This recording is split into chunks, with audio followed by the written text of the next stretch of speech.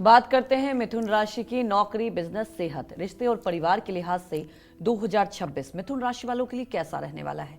आइए जानते हैं। साल 2026 में मिथुन राशि के जातकों की सेहत औसत रहेगी। जून तक आलस्य आप पर हावी रहेगा। सबसे बड़ा शत्रु मनुष्य का आलस्य है। और आलस्य के माँ का नाम जानते हैं? पिता का नाम नहीं, तो आलस्य के पिता का नाम है तामस और माता का नाम है तामसी। जो लोग तामसी भोजन करते हैं उनके अंदर 3 गुण पाए जाते हैं। पहला आलस्य, दूसरा निद्रा और तीसरा प्रमाद। अब आलस्य क्या है? किसी काम को न करने की इच्छा और किसी काम को डिले करना, ये आलस्य है। निद्रा क्या है? ज़्यादा सोने की इच्छा होना, हर समय सोते रहने का मन होना, ये निद्रा है। प्रमाद क्या है? काम कुछ नहीं करते हैं, बिल्कुल निठल्ले, केवल बैठे हुए हैं, रील और यूट्यूब देख रहे हैं। और बात क्या कर रहे हैं? मर्सिडीज खरीदना है, BMW लेना है, कनॉट प्लेस में घर खरीदना है। क्या ये क्या है? प्रमाद, जिसे आप कभी न कर पाएं, ऐसी कल्पनाओं में खोए रहें, ये क्या है? प्रमाद। इसी को कहते हैं प्रमाद। तो आलस्य के माँ का नाम क्या है? तामसी। बाप का नाम क्या है? तामस। अगर आपके अंदर आलसीपन है तो आप खोजिए किसके माता पिता आपके अंदर विद्यमान होंगे, और आप अपना खान पान सात्विक कर लीजिए तो निश्चित रूप से आपका आलस्य समाप्त हो जाएगा। अरे डंडी डंडी जैसे साधु महात्मा को आप देखते हैं ना, 4 बजे भोर में उठ करके नहा करके पूजा पाठ, पूरे दिन एक्टिव रहते हैं। ऐसा लगता है जैसे इनके 100-200 बेटे हैं, उसके लिए इतना एक्टिव हो रहे हैं। अरे भाई, 2-4 बच्चे हों तो उसके लिए मेहनत करके आदमी कमा करके एक एक पैसा जोड़ता है तो समझ में आता है। साधु महात्मा को ना कोई बच्चा, ना कोई बीबी, ना कोई घर, ना कोई परिवार, ना कोई मकान, ना कोई रिश्तेदार।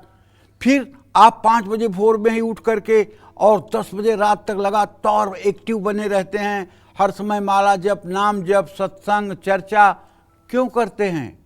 इसलिए करते हैं कि आप सात्विक हैं, इसलिए करते हैं कि आप तामसी नहीं हैं, इसलिए करते हैं कि आप भगवान को प्राप्त करना चाहते हैं, इसलिए करते हैं कि आपका लक्ष्य महान है। तो आलस्य सबसे बड़ा मनुष्य का शत्रु है, ये बात ध्यान रखिएगा। जुलाई से अक्टूबर 2026 तक सेहत में आपके सुधार आएगा। शनि के कारण कमर या सीने में तकलीफ हो सकती है। 2026 में सेहत सामान्य है, लेकिन लापरवाही से स्थिति बिगड़ सकती है। 2026 में मिथुन राशि के स्टूडेंट्स जो हैं उनके लिए बहुत अच्छा है, क्योंकि द्वितीय भाव में बृहस्पति गोचर करेगा। भले वो रिवर्स होगा, लेकिन चिंता मत करिए, आपके लिए जो पढ़ाई आप करेंगे वो आपके दिमाग में स्कैनर जैसा स्कैन कर देगा। तो 31 अक्टूबर 2026 तक आपको हर क्षेत्र में अच्छे परिणाम प्राप्त होंगे, लेकिन शनि और राहु आपका ध्यान भटका सकते हैं। साल 2026 में मिथुन राशि वाले कारोबारियों के लिए समय बहुत अच्छा नहीं है। शनि के कारण कड़ी मेहनत के बाद भी धीरे धीरे ही तरक्की मिलेगी। जून से अक्टूबर 2026 का समय ठीक रहेगा। कड़ी मेहनत के बाद अच्छा फल प्राप्त होगा। साल 2026 मिथुन राशि के नौकरी पेशा लोगों के लिए तो मध्यम रहने वाला है। 31 अक्टूबर 2026 तक आपको कार्य क्षेत्र में मान सम्मान मिलेगा। आपके सीनियर्स और बॉस सहयोग करेंगे, लेकिन मार्च, अप्रैल, सितंबर और नवंबर 2026 में आपको अलर्ट रहना होगा। कार्य क्षेत्र में तनाव और विवाद की संभावना है। अब मंगल की बात करें तो चूंकि मंगल का तो हर 45 दिनों के अंदर गोचर बदलता है, तो ऐसे में मंगल के कारण आपको अनचाही यात्राएं करनी पड़ सकती हैं। किसी की कोई बुराई तो करना ही नहीं चाहिए, गलतफहमी से बिल्कुल बचना चाहिए। देखिए, बुराई करने के लिए इस संसार में बहुत सी चीज़ें हैं। अगर आप बुरा देखना शुरू करें तो शायद आपकी उम्र कम पड़ जाएगी, लेकिन बुराइयां कम नहीं पड़ेंगी। इसीलिए गोस्वामी तुलसीदास जी ने रामचरितमानस के बाल कांड में शुरू में ही लिख दिया, जड़ चेतन गुण दोषमय विश्व कीन करतार, संत हंस गुण पय गहई परिहरि बार विकार।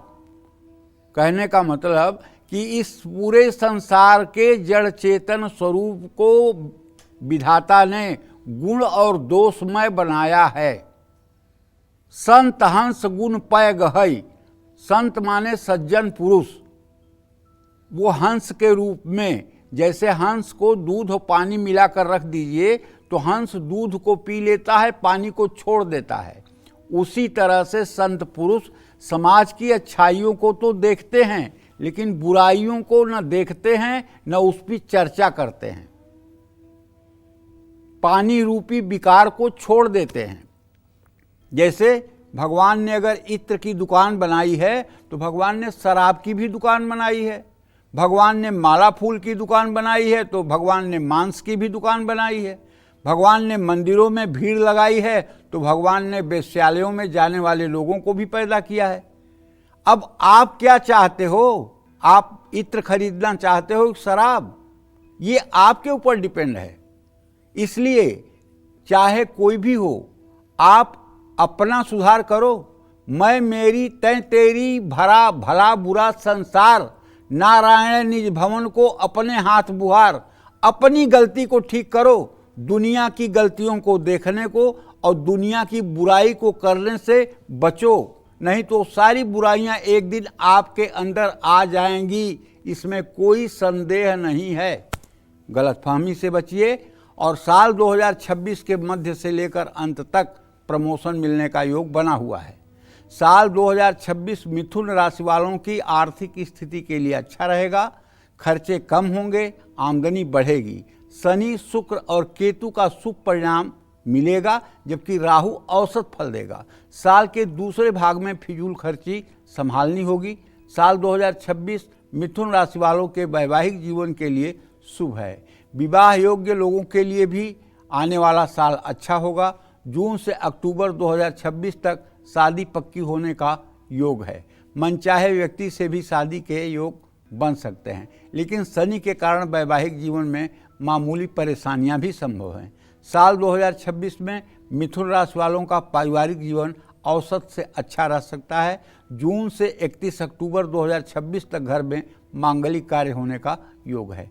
परिवार में सुख शांति रहेगी, लेकिन 5 दिसंबर 2026 के बाद केतु के कारण परिवार में कुछ मतभेद हो सकते हैं। शनि के कारण भी क्लेश होने की संभावना है। संपत्ति और गाड़ी के लिए साल 2026 औसत रहने वाला है।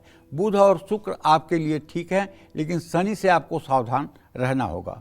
पूरे साल संपत्ति या गाड़ी का क्रय विक्रय संभल कर और सलाह लेकर करें। बड़े निवेश में सावधानी बरतनी होगी। बस करना एक चीज़ है आपको पूरे साल, अभी से शुरू कर दीजिए।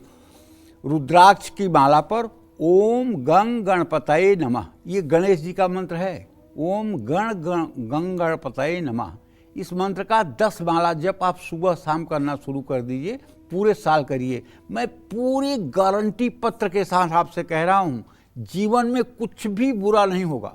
गणेश जी रिद्धि सिद्धि को देने वाले हैं और जब इनकी उपासना आप करेंगे तो ये सूर्य चंद्रमा से लेकर के राहु केतु तक ये नवग्रह आपके सामने भिखारी नजर आएंगे। इसलिए भगवान गणेश की शरणागति ले लीजिए और पूरा साल आनंदमय जैसे आप चाहिए वैसे व्यतीत करिए। बस नहा करके सूर्य को जल दीजिए, पूजा स्थान में बैठ करके रुद्राक्ष की माला पर भगवान गणेश का ध्यान करिए। आपके सामने एक पीला बड़ा सा 1000 दल वाला कमल का फूल है, कल्पना करना है आपको, और उस पर भगवान गणेश पीला वस्त्र धारण किए हुए गौरवर्ण एकदम चमकते हुए आपके सामने हंसते हुए अभय मुद्रा में बैठे हुए हैं। यही ध्यान करके ओम गंग गणपतये नमः, ओम गंग गणपतये नमः, ओम गंग गणपतये नमः 10 माला जप कर लीजिए। जग आपके कदमों में होगा, संसार की सफलता आपकी चेरी बन जाएगी। जय मां विंध्यवासिनी।